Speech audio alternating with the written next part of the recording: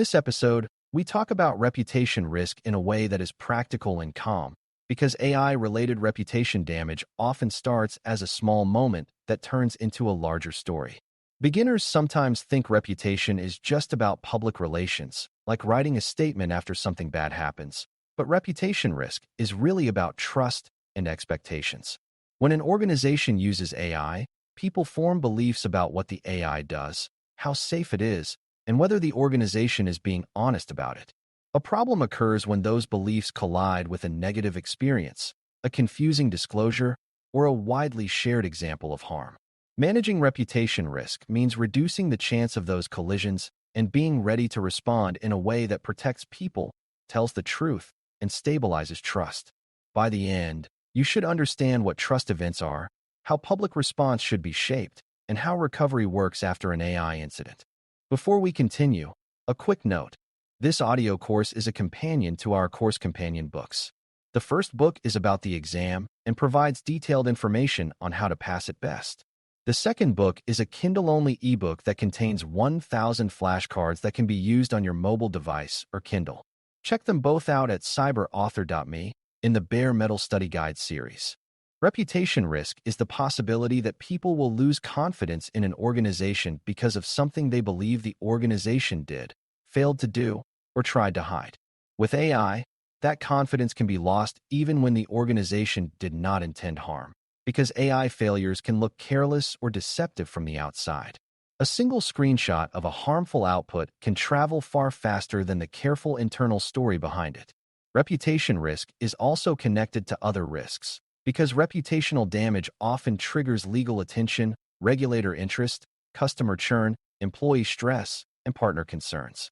This is why risk management treats reputation as a real business risk, not just an image problem. For a beginner, it helps to remember that reputation is a lagging indicator, meaning it reflects what people think about what already happened, but your job is to shape the conditions that reduce the chance of a bad story forming. A useful concept here is the trust event, which is a moment that changes how people feel about whether they can rely on you.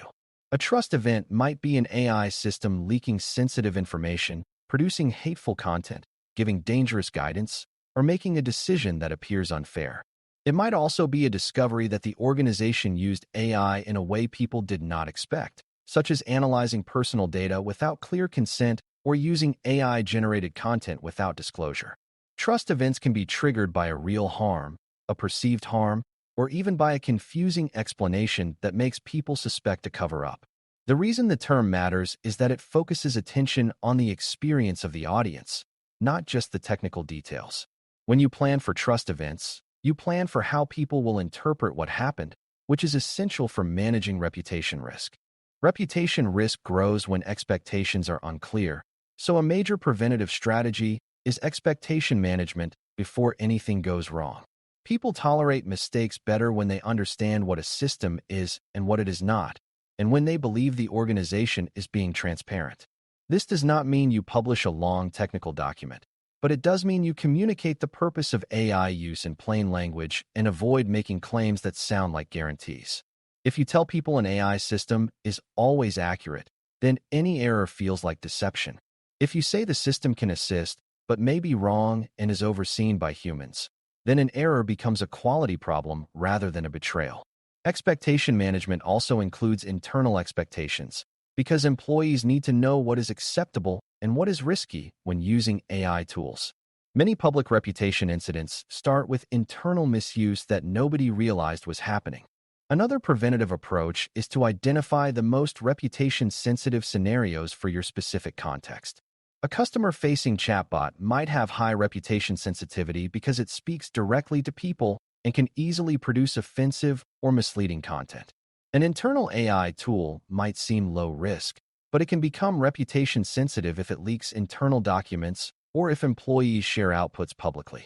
Systems that influence decisions about people, such as hiring, credit, benefits, or safety, have high sensitivity because mistakes are seen as unfair and personal. When you know which scenarios are sensitive, you can prioritize stronger controls, stronger review, and clearer communications around those areas. This is not about fear, it is about realism, because audiences react differently depending on how close a system is to real human consequences. When a trust event happens, the first goal is not reputation, it is harm containment. If people are being harmed, the organization must stop the harm, protect affected individuals, and prevent further spread. This might mean pausing a feature, restricting access, correcting content, or disabling a pathway that allowed the harm. From a reputation standpoint, harm containment matters because the public can often forgive an error, but they rarely forgive an organization that lets harm continue after it is discovered. The second goal is clarity, meaning you quickly establish what is known, what is not known, and what is being done right now. In many reputation crises, the worst damage comes from silence, confusion, or conflicting messages. A disciplined early response reduces the space for speculation to become the dominant story. Public response starts with a simple question: what does the audience need to hear in order to understand the situation and feel that the organization is acting responsibly? That usually includes an acknowledgement that something happened, an explanation in plain language, and a description of immediate steps taken to protect people. It also includes a commitment to investigate and to communicate updates when there is something meaningful to share. Beginners often think the safest response is to say as little as possible, but overly cautious statements can sound evasive, which increases suspicion.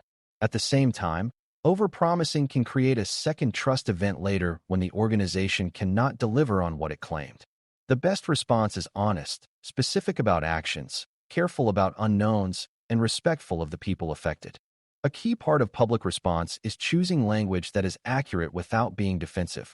Defensive language tends to shift blame, minimize impact, or focus on how rare the issue is, and those moves often backfire. If a person experienced harm, telling them it was rare does not help them, and it can make the organization sound uncaring. Instead, effective language shows empathy and responsibility without admitting facts you do not yet know. You can say you take the issue seriously, you are investigating, and you have taken immediate actions to reduce risk. You can also explain the scope if you can do so accurately, such as whether the issue was limited to a small feature or broader. The goal is to be grounded, because credibility is the most valuable asset in a reputation response. Another challenge is that AI incidents can be easily misunderstood, so part of response planning is to anticipate the most likely misunderstandings and address them simply.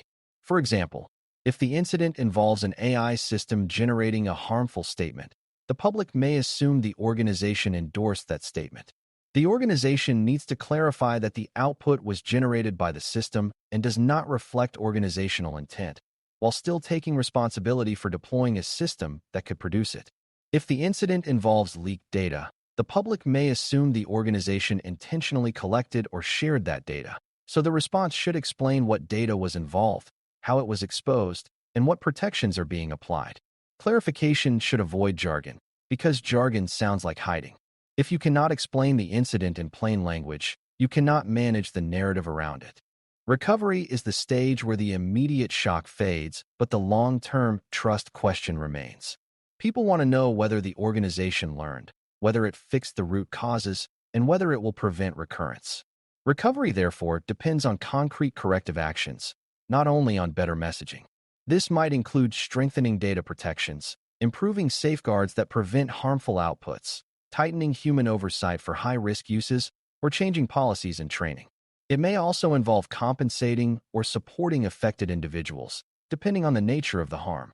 Recovery also involves internal changes, because teams may feel blamed or demoralized after a public incident. A healthy recovery process treats the incident as a learning event and invests in improvements without creating a culture of fear that drives problems underground. A practical way to think about recovery is to separate three questions that audiences care about. The first is what happened, which is the factual story that must become stable over time. The second is why it happened, which is about root causes, including technical gaps, process gaps, and decision gaps. The third is what changed, which is the proof that the organization is different after the incident than it was before. If you answer only what happened, people may assume you will repeat it. If you answer only why it happened, people may feel you are making excuses. If you answer what changed with concrete steps, people can begin to rebuild trust because they see evidence of responsibility. This is why post-incident communications that include specific improvements often land better than vague statements about taking things seriously. It is also important to recognize that reputation recovery is not only external, because employees and partners are part of the trust ecosystem. Employees need clarity about what happened and what the organization expects of them, especially if the incident involved internal misuse of AI. Partners need to know whether integrations or shared data are at risk, and they may need assurance that controls have improved. Investors and regulators may need evidence that governance is functioning, not just words. This is where the risk governance program and reporting discipline matter, because you can show that you had controls, you detected an issue, you responded, and you improved. Organizations that cannot show that chain often struggle more in recovery because they appear unprepared. The goal is to make trust rebuildable by having a mature process that produces evidence of learning. As we conclude, managing reputation risk from AI is really about managing trust over time, and trust is shaped by what you do before, during, and after a trust event. You reduce risk upfront by setting honest expectations, identifying reputation-sensitive scenarios, and putting stronger controls around high-impact uses. When an incident occurs, you prioritize harm containment and clarity, because continuing harm and confusing messaging create the most lasting damage. Your public response should be truthful, specific about actions, careful about unknowns, and respectful toward those affected, because credibility is the foundation of trust.